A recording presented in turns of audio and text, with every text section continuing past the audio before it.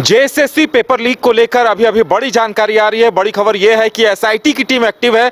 SIT ने चेन्नई से 2 लोगों को जहां गिरफ्तार किया था, वहीं दूसरी बड़ी खबर यह आ रही है कि झारखंड विधानसभा के अवर सचिव और उनके 2 बेटों को हिरासत में ले लिया गया है। उनके यहां से कई ब्लैंक चेक और एडमिट कार्ड भी पाए गए हैं जेएसएससी सीजीएल के अभ्यर्थियों को। और यह बड़ी खबर आ रही है, झारखंड एसआईटी ने बड़ा एक्शन लिया है। मोहम्मद समीम अवर सचिव हैं झारखंड विधानसभा के, और उन्हें और उनके 2 बेटों को हिरासत में लिया गया है। और लगातार इस बात की जांच हो रही है। इस नेटवर्क के बड़े खुलासे की उम्मीद है।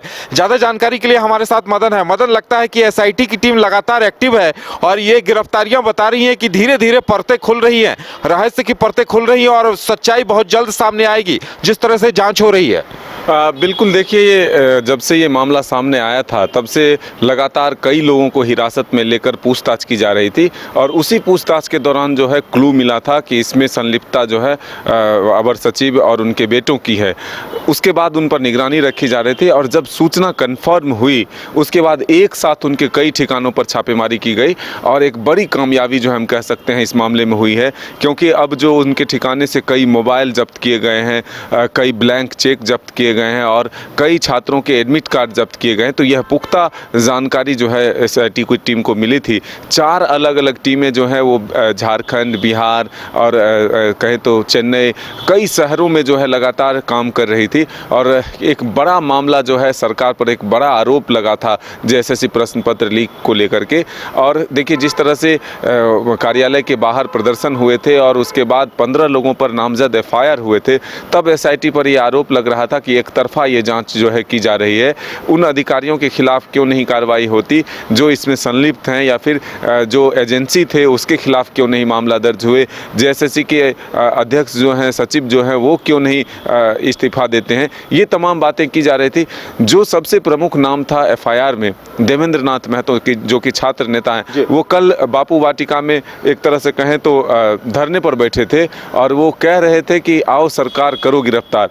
वो पहले से समय बताया, जगह बताया और उस समय पर जो है वो बापू वाटिका में बैठे रहे और वो ये कह रहे थे कि अगर हमारी गिरफ्तारी नहीं होती है तो इसका मतलब माना जाएगा कि ज़रूर कुछ न कुछ गड़बड़ है, नहीं तो फिर हमारी गिरफ्तारी हो। और हम चाहते हैं कि मेरी गिरफ्तारी के बाद सब कुछ क्लियर स्पष्ट हो जाए, जो दाग हैं जेएसएससी पर वो धुले और सिस्टम दुरुस्त हो। लेकिन अब देखिए, ये जो कार्रवाई हुई है ये एक बड़ी कार्रवाई है कि विधानसभा के अवर सचिव मोहम्मद समीम और उनके 2 बेटों को पुलिस ने गिरफ्तार कर लिया, एसआईटी की टीम ने गिरफ्तार कर लिया है और उनके पास से जो डॉक्यूमेंट्स मिले हैं ये बताता है कि ज़रूर कहीं ना कहीं संलिप्तता है। हालांकि पूरी जांच होगी और उसके बाद सब कुछ सामने आएगा, लेकिन इस वक्त की जो जानकारी मिल रही है वो ये बड़ी जानकारी है कि झारखंड विधानसभा के अवर सचिव मोहम्मद समीम और उनके 2 बेटों को एसआईटी ने इस मामले में गिरफ्तार कर लिया है। जाँच की प्रक्रिया जारी है और भी दर्जनों लोग जो हैं पुलिस के हिरासत में हैं। फिलहाल उनसे पूछताछ की जा रही है।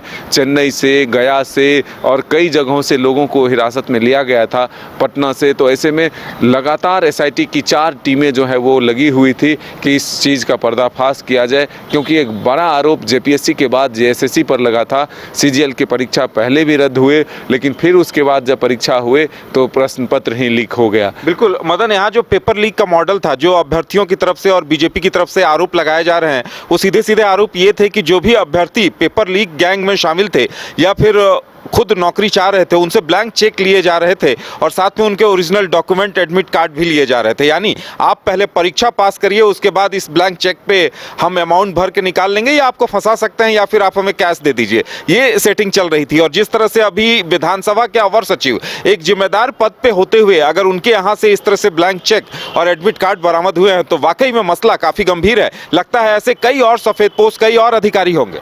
बिल्कुल, देखिए, अगर इस तरह से जो संलिप्तता अगर सामने आती है तो ये चिंता का विषय है कि एक सरकारी अधिकारी जो शपथ लेते हैं, जो अपने दायित्वों का निर्वहन करते हैं, वो अगर गलत कामों में संलिप्त हो जाए तो फिर भला कैसे हो सकता है और एक सही चीज़ की उम्मीद कैसे की जा सकती है।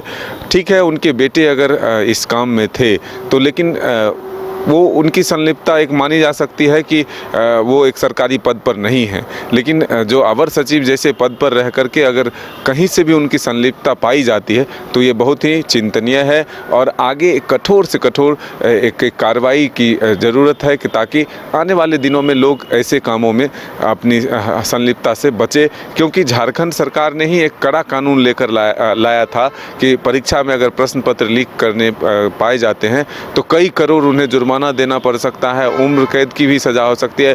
एक कड़ा कानून जो है कई वर्षों तक जेल में भी रहना पड़ सकता है, एक कड़ा कानून लाया है। अब ज़रूरत है उसके पालन का, उसको लागू करने का, ताकि छात्रों के भविष्य के साथ खिलवाड़ ना हो। 6.5 लाख से अधिक छात्र जो हैं JSSC में इस CGL एग्ज़ाम में शामिल हुए, अगर इस तरह से उनके भविष्य के साथ खिलवाड़ होगा तो आखिर भला होगा कैसे। बिल्कुल, तो अब देखने वाली बात यह होगी कि जब पूछताछ शुरू होगी हिरासत में लिए गए मोहम्मद शमीम और उनके बेटे से, तो वो क्या कुछ उगलते हैं, क्या कुछ राज सामने आते हैं और कौन कौन लोग इन्वॉल्व हैं, कौन कौन से सफेद पोस्ट, कौन कौन से अधिकारी, कौन कौन से नेता और पेपर लीक माफिया यहाँ इन्वॉल्व हैं, उन सब की पोल खुलेगी। हमें भी इंतजार इस बात का रहेगा, पल पल की अपडेट हम आपको देते रहेंगे। फिलहाल इतना ही, हमें दीजिए इजाजत और आप देखते रहिए न्यूज़ बाइस्कोप। नमस्कार।